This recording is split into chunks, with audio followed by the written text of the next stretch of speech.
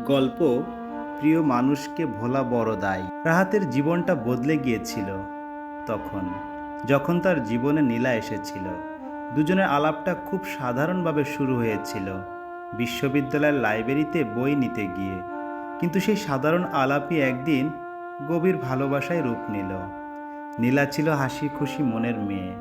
রাহাতের প্রতিটি স্বপ্নকে সে আঁকড়ে ধরত, সাহস দিত, আর ভবিষ্যতের পরিকল্পনা করত একসাথে।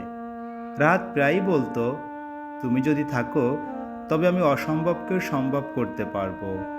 কিন্তু জীবনের খেলা যে এত কঠিন হবে তা তারা কেউ কল্পনাও করেনি।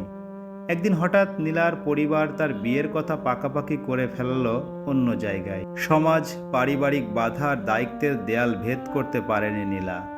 সে কাঁদতে কাঁদতে শুধু বলেছিল, রাহাত, আমাকে ভুলে যেও না, আমি চাই তুমি সুখী হও।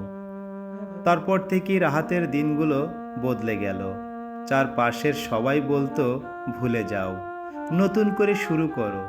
কিন্তু রাহাতের ভেতর থেকে একটা কণ্ঠ বারবার ফিসফিস করত, সেটা হলো, প্রিয় মানুষকে ভোলা বড় দায়।